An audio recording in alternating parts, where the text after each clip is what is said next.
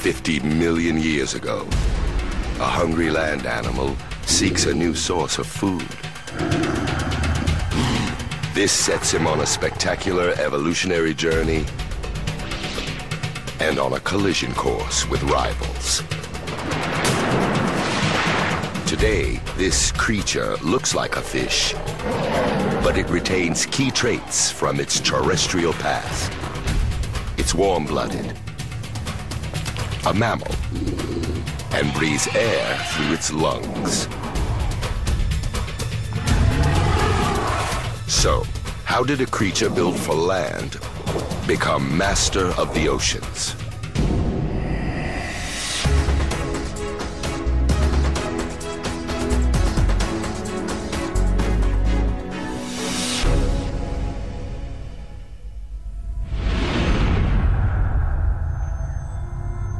Asia, Pakistan, the Suleiman mountain range.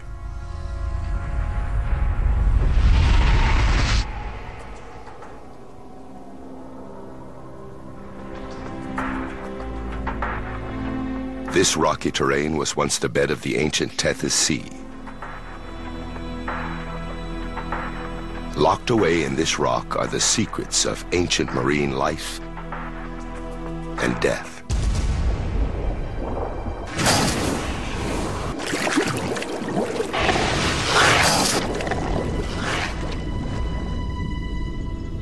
In 1978, a team of fossil hunters from Michigan goes to work.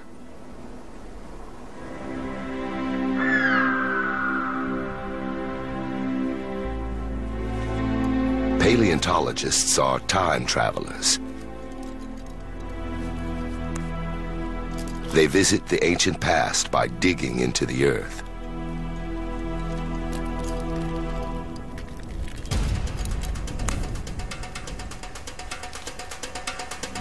Each layer of rock is like a time capsule, recording major events in the planet's history. Asteroids, natural disasters,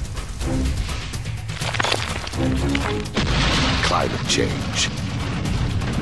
It's all recorded in layers of rock, planet Earth's DNA.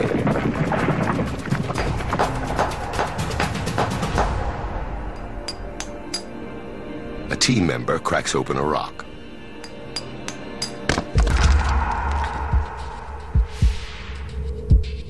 Inside is a fossil, unlike anything they've seen before. This fossil sends one man on a voyage of discovery.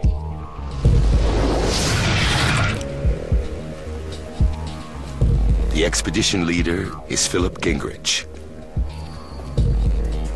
In the University of Michigan vaults, he examines his amazing find. It's the partial skull of a mammal that lived 50 million years ago. In 1978, Gingrich couldn't figure out which family of animals it belonged to.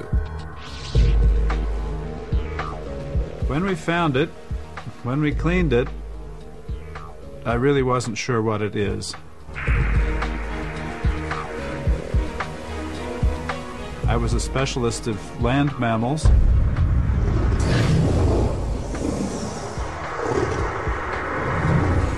And it didn't look like anything I knew.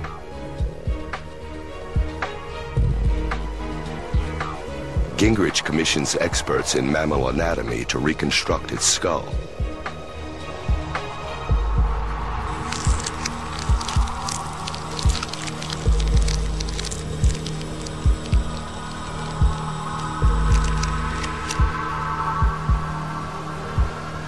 It gives you an idea of what the whole skull might have looked like. This is real and this is reconstructed, but it's reconstructed following the plan of a typical mammal.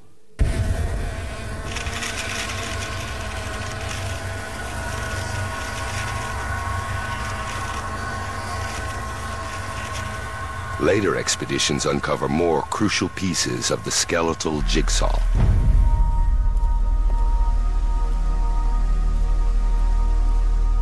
finally this enigmatic animal comes to life. I think it would have 4 limbs. I expect probably it had short hair, and they still have hooves. If we think it's a land animal, we'd expect it to look wolf-like. But Gingrich still can't identify which order of the animals it belongs to.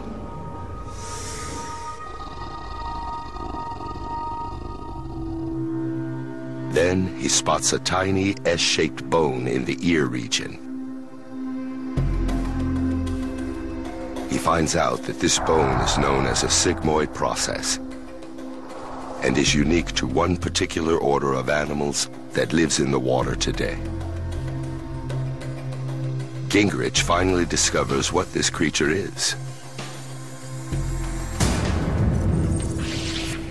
It's something primitive, it's something transitional, but nonetheless, with the sigmoid process, a primitive whale. This can only mean one thing.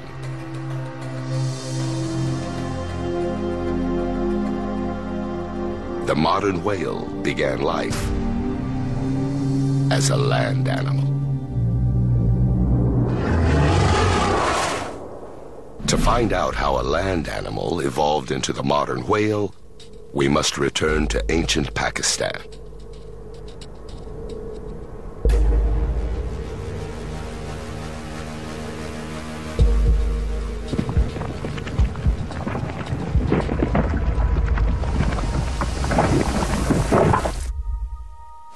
This is the ground the creature walked on 50 million years ago. The world then is a hotter place.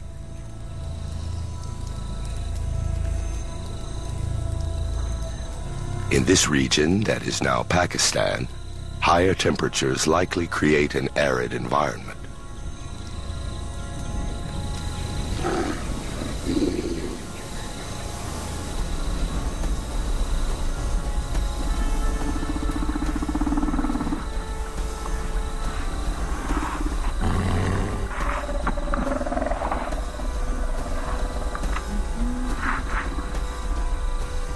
The whale's ancient ancestor, named Pakistas, faces a survival crisis.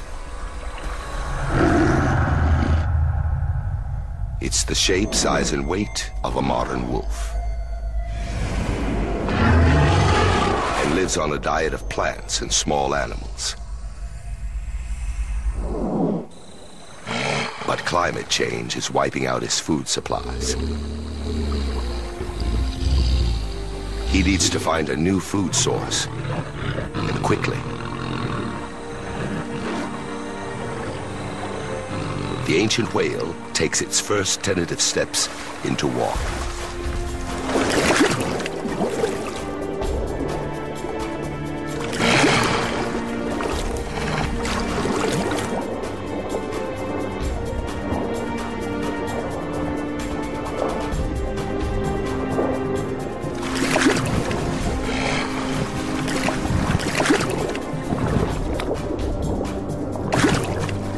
It is an extraordinary gamble. What rewards do the waters hold for Pakistas? The answer lies in the earth itself.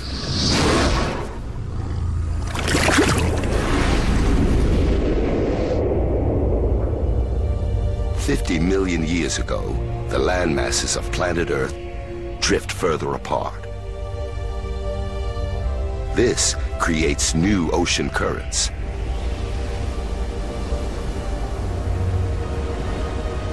These currents convey warm water and air from the equator to the polar regions. Warmer poles mean a warmer planet.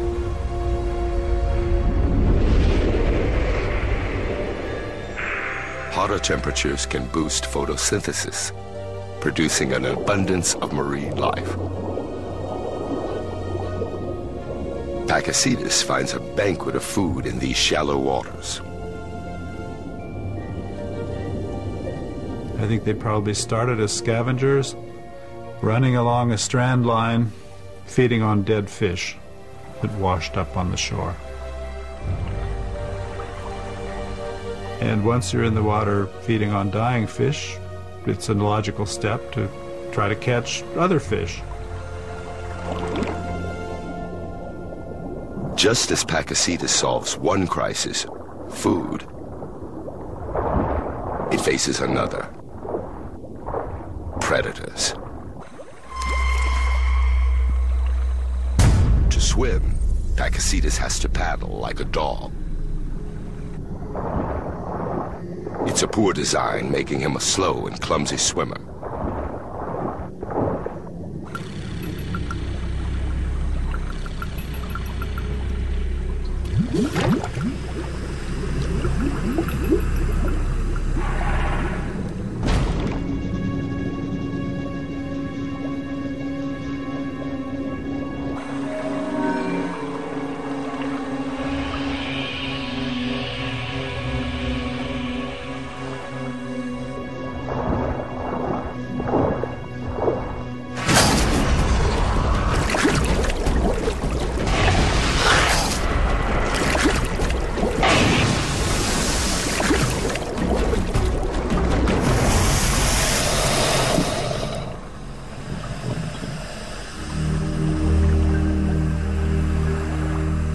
Then, 50 million years ago, Pachycetus disappears from the fossil record.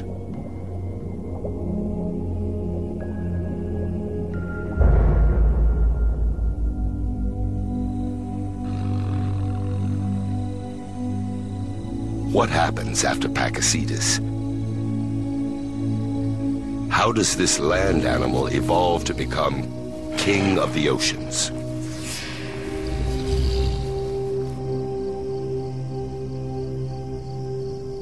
Here,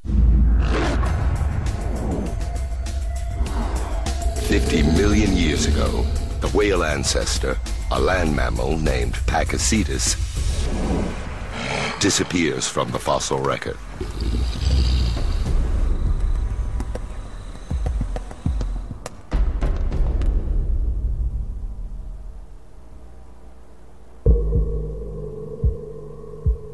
In 1994, 16 years after Philip Gingrich discovered the remains of Pachycetus, one of his former students makes the trip to the same region of Pakistan.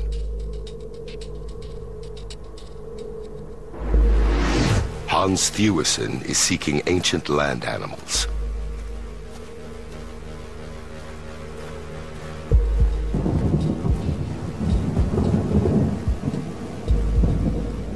In rock dating back 49 million years, he discovers the bones of an unknown creature.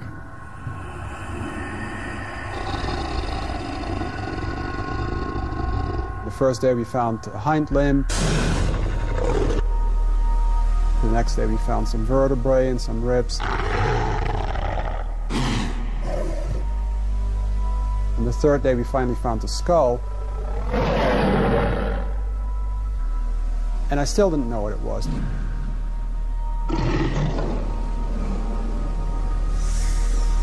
This creature appears to have legs like a land animal, but feet like a duck.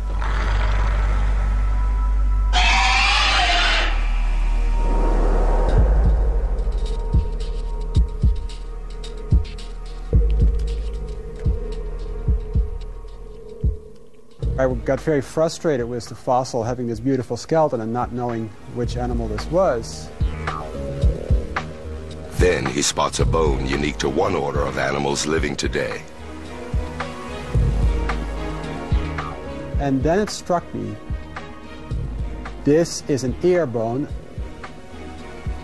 and it's the ear bone of a whale. That finally made the penny drop. And I realized that now we finally found this amazing skeleton.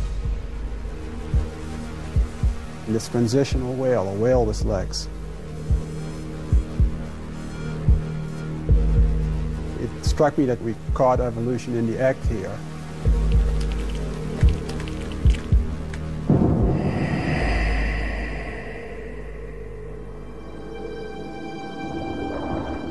This is why Pagasitis disappears. It simply evolves into a new species. Poor swimming skills make Pagasitis vulnerable, so it adapts in 3 key ways to swim better. His tail develops muscles and flattens like that of an otter.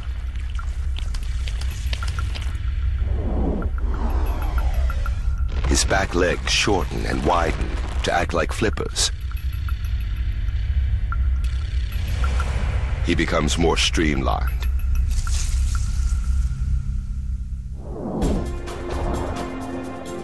Thewison names this new species Ambulocetus natans, which means the walking and swimming whale.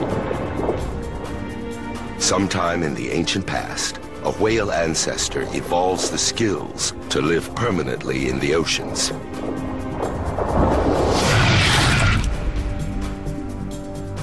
Thewison's next quest is to find out if Ambulocetus is the ancient whale that adapted to live in the seas full time.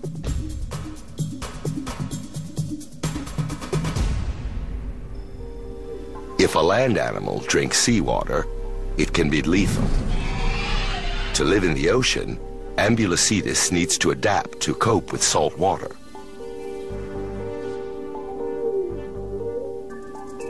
This ancient whale's kidney isn't preserved, so scientists look elsewhere for clues.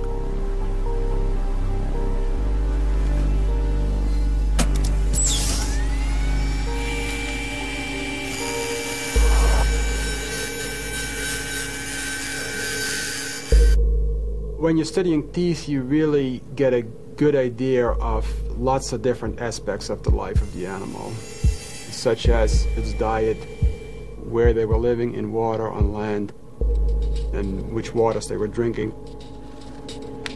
Thewison expects the teeth to show Ambulocetus lived in the ocean.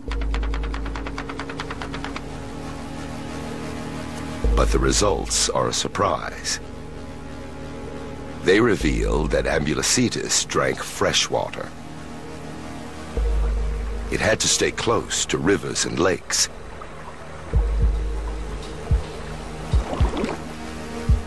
This whale ancestor still lives primarily on land.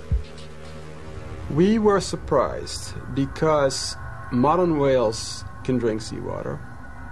Their ancestors were land mammals and therefore freshwater drinkers. So somewhere that transition had to happen, moving from fresh to sea. But it hadn't yet happened 49 million years ago, and this raises an intriguing question. What prevents Ambulocetus from fulfilling the whale's destiny of life in the ocean?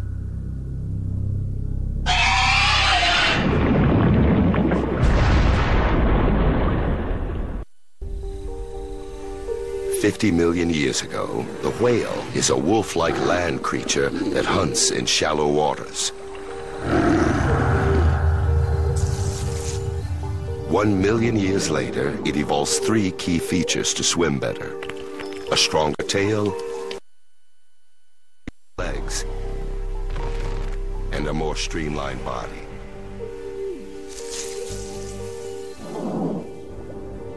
Despite being more aquatic than its predecessor, tests show that Ambulocetus, or the walking and swimming whale, lives mostly on land.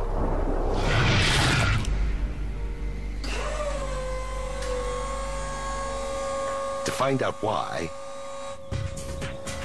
Thewison returns to the skeleton.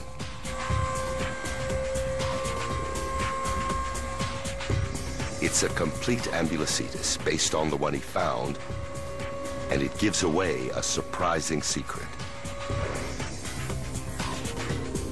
This species has a large head and body, but relatively small hind legs.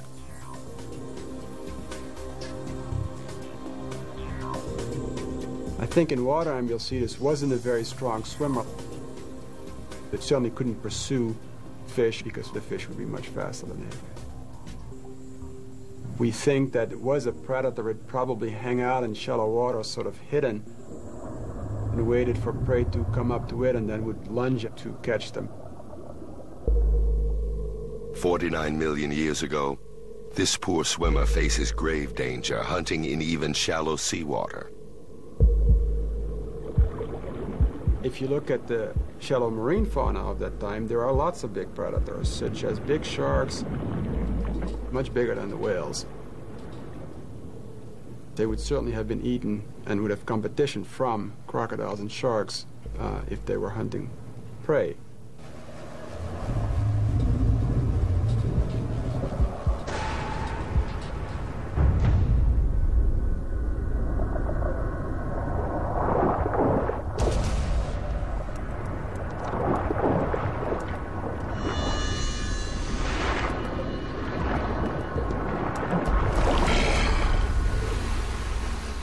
Was it safer on land? I think Amylocetus would have been pretty clumsy on land. It would have been similar to a sea lion or maybe a crocodile. They would have been slow, lumbering, and mostly with their bellies on the ground as they were resting on land. Poor in both land and marine habitats, 49 million years ago, Amylocetus vanishes from the fossil record.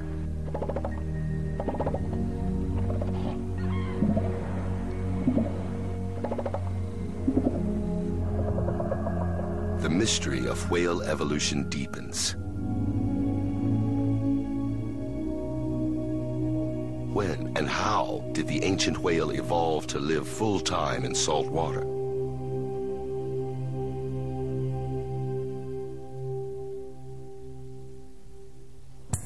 Scientists work to discover the secret to its transformation from clumsy land animal to master of the high seas.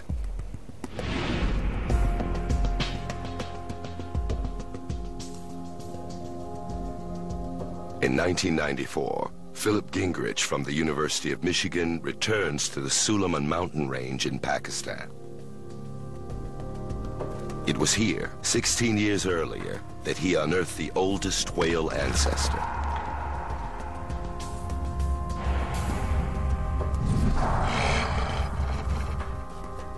His quest now is to find the first ancient whale that lived permanently in the sea.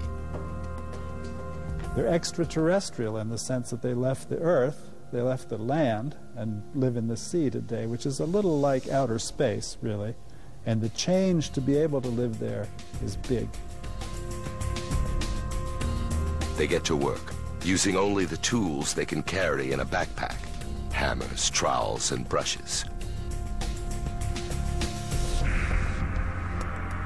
The team discovers the skeleton of another ancient whale. They wonder if this species could be the elusive missing link that cut its ties with fresh water.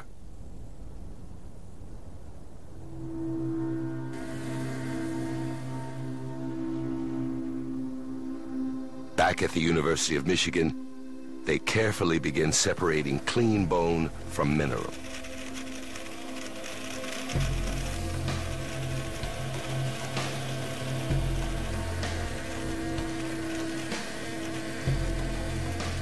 Tests on the mineral rock reveal this creature lived 46 million years ago, 3 million years after Amylocetus.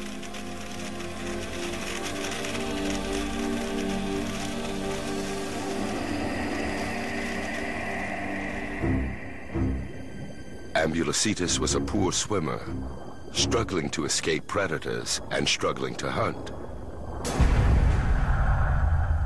This species evolves a series of adaptations to swim better. He has a shorter, more powerful neck, better for diving. His rear legs widen and become more flipper-like. His tail develops muscles. However, the teeth of this ancient whale reveal something far more significant.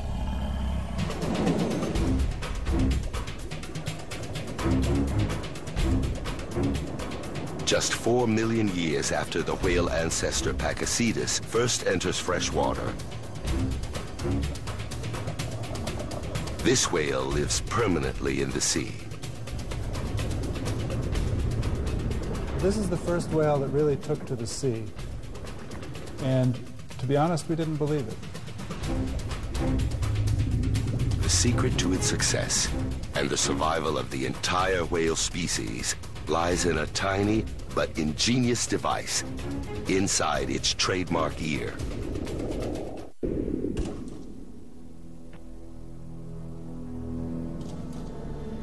Paleontologist Philip Gingrich unearths a whale that lived 46 million years ago.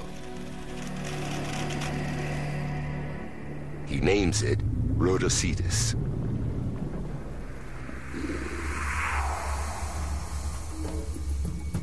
Inside Rhodocetus is the key to an age-old mystery.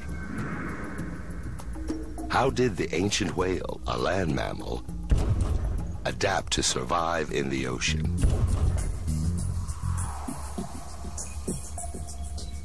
There are a few clues in its skeleton. It is 10 feet long and similar to Ambulocetus, the ancestor that 3 million years earlier had only been able to drink fresh water. Now this new species lives in the oceans and spreads out across the globe.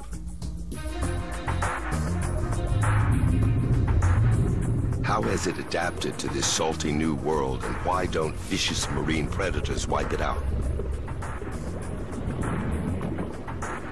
This becomes one of the single greatest mysteries of whale evolution. Fearsome predators stalk the Tethys Sea. For sharks and crocodiles, ancient whales are easy prey.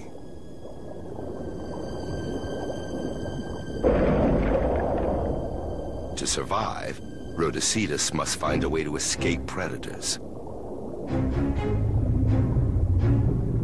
The key to how this ancient whale survives the ocean is hidden inside its most distinctive feature, the ear.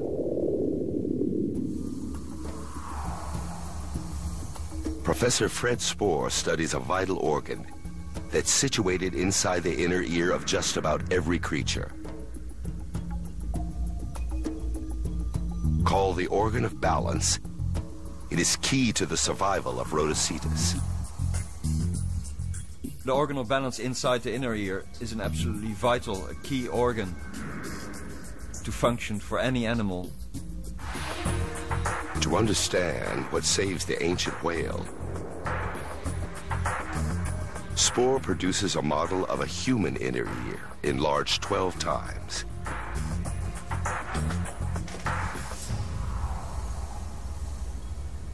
The organ of balance consists of 3 canals at right angles filled with fluid. The fluid moves when the head moves. Nerve cells register these fluid movements and send signals to the brain. The brain instantly decodes these signals and adjusts the body's balance so it doesn't fall over. However, acrobatic behavior causes the liquid in the inner ear to slosh around, sending scrambled messages to the brain. This causes dizziness. The inner ear controls balance. But how did it tilt the balance of survival in favor of the ancient whale? Spoor finds the answer when he compares the human ear to that of the whale.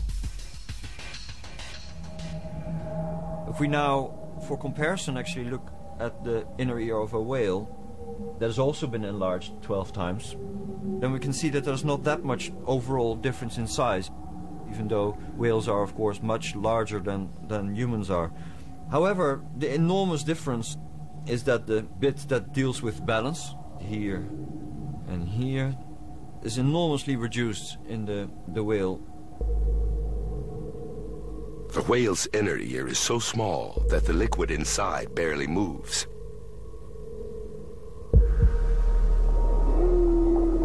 This allows them to turn and twist at high speeds without getting disoriented.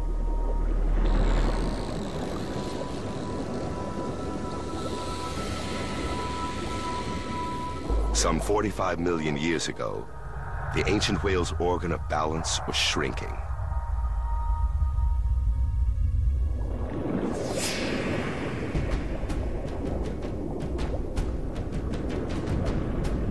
And for good reason.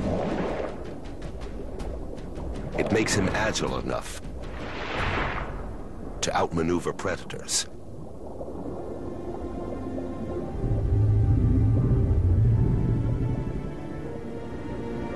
Rhodocedus survives and continues to evolve.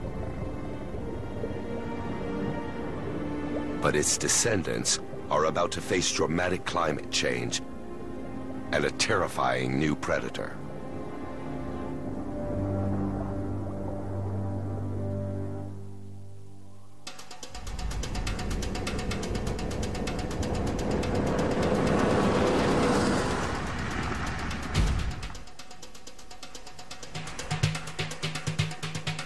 Egypt, the Western Desert. 93 miles southwest of Cairo, these parched sands harbor secrets more ancient than the pyramids. Philip Gingrich has been excavating this site since 1983.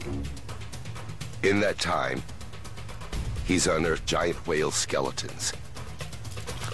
These ancient whales are so large, they're named Basilosaurus, which means king lizard.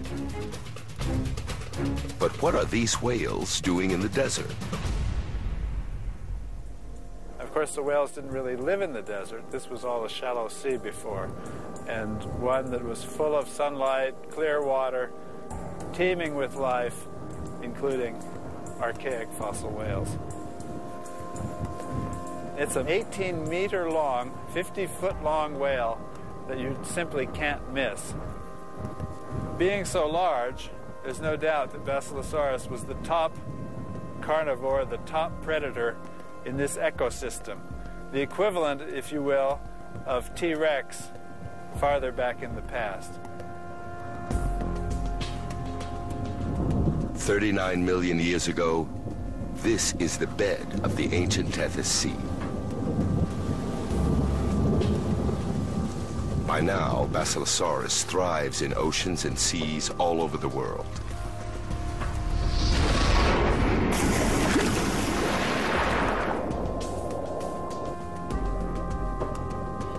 Especially in the food-rich waters of the Tethys Sea.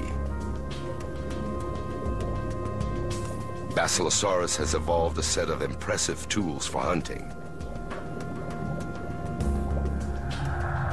Exceptional eyesight, improved underwater hearing, and a long, thin body shape to hunt in shallow waters. And from its terrestrial past,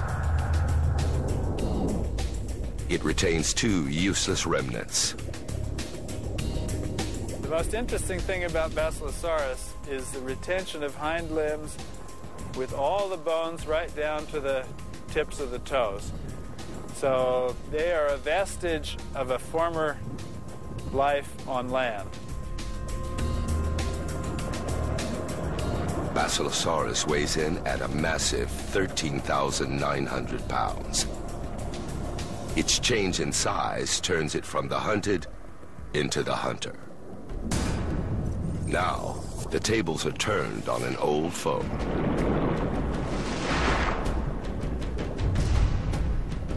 The shark.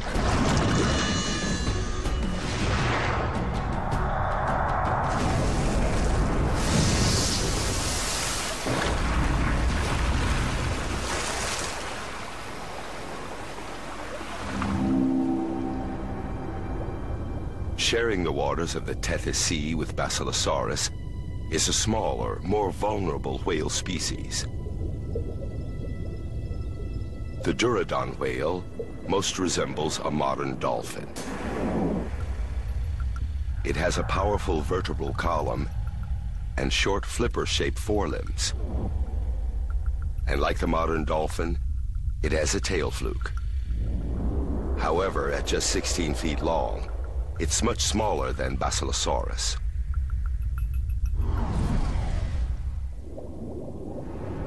There's even some evidence that Basilosaurus preyed on young, if not adult, Dorudon. One theory is that to protect themselves from predators, Dorudon whales swim in pods. Only one of these two species survives to become an ancestor to the modern whale. But which will it be? The small hunted Dorudon? Or its massive predator, Basilosaurus? Whale evolution spawns its next great unexpected twist.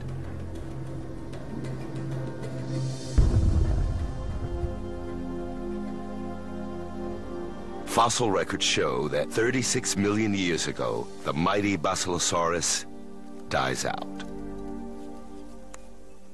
Researchers want to find out why.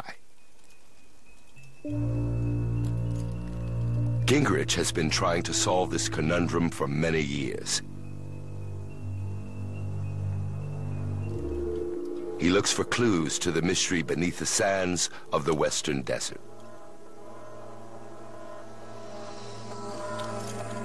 Gingrich believes that Basilosaurus evolved its eel-like body to hunt in shallow waters. Its body shape is perfect for hunting in bays like this one. But is it a victim of its own adaptation?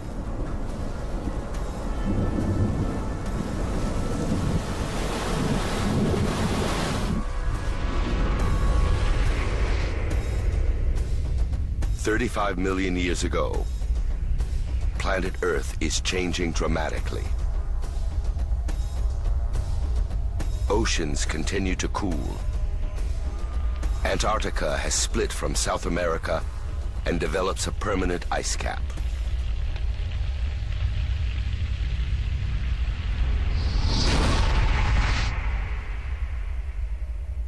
Water that once flowed down into the oceans remains frozen at the poles. This causes a dramatic drop in global sea levels. Shallow coastal waters disappear, forcing Basilosaurus to hunt in deeper waters.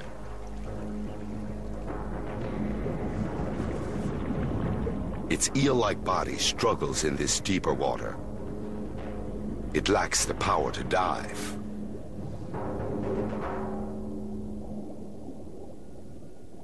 Maybe it's only good for living in surface water. Maybe once you need to dive to get food, it wasn't so good anymore. Short and muscular, the Dorudon has no such problems. This is the whale species left to inherit the Earth. I would think that the success of Dorudon depended on its conservative body proportions. It's the one that succeeded ultimately.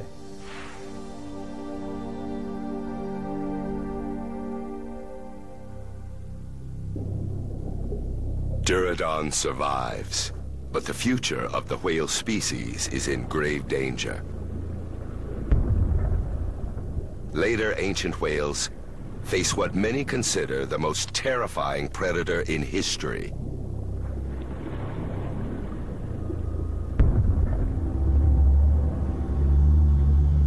A predator so big that each one of its teeth is the size of a man's hand.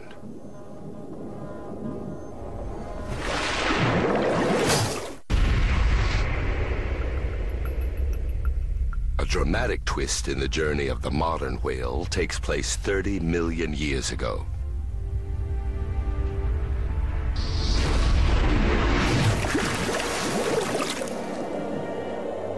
In the cooler seas of the mid-Atlantic, the ancient whale is 16 feet long and dwarfed by a terrifying new predator. Monster sharks. Weighing in at more than 100,000 pounds and over 52 feet in length, the megalodon shark's mouth is so large a human could stand upright inside it. Even whales aren't safe from such a fearsome predator.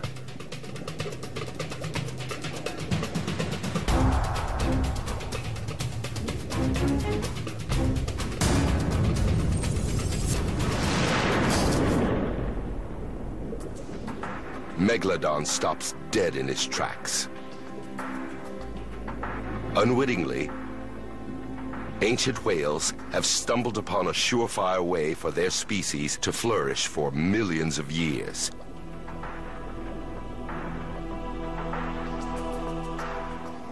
To escape, they head away from the equator towards the new, chillier polar seas. Thanks to their warm blood, they can handle the cold water. But their predator can't. Sharks are cold-blooded. Their body temperature is the same as the waters in which they live. In colder water, their bodies shut down.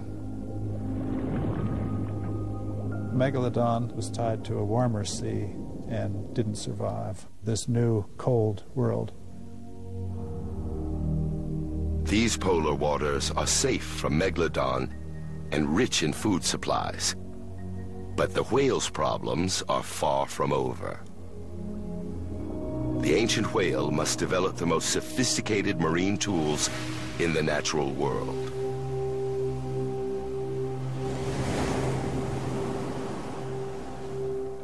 Evolution arms predatory toothed whales with a high-tech device to hunt: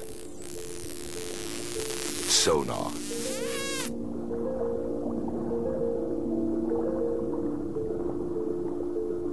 They emit a focused beam of high-frequency clicks. The sound bounces off any object in its path.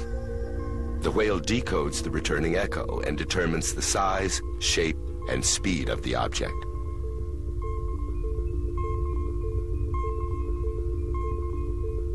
Known as echolocation, the whale uses this to pinpoint and then swoop in on shoals of fish. And their bodies automatically adapt to hunt in deeper waters.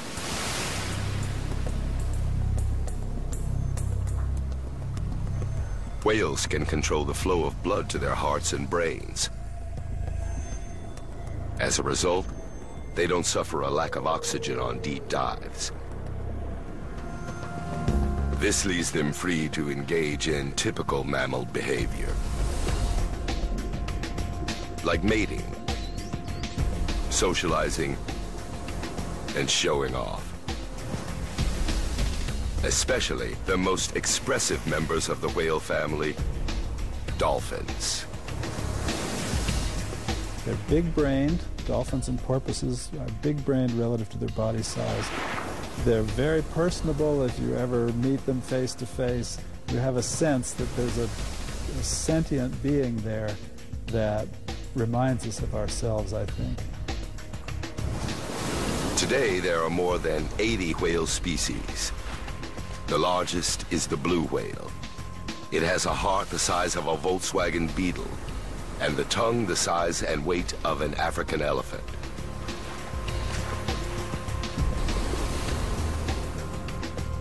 Other whales have evolved incredible survival skills.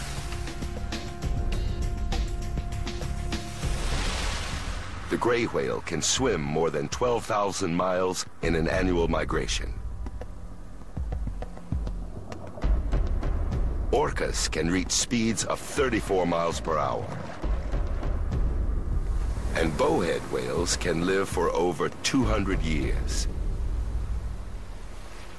The journey the whale has made to get this far is truly amazing.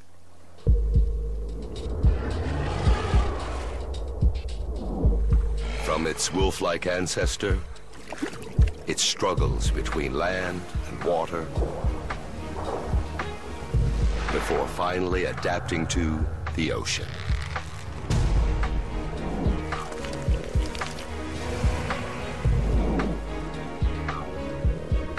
This It's like the Rosetta Stone for evolution. A lot of textbooks use the whale as their example for evolution because it's now so well documented. I like it because it's big, and I like it because it's backwards.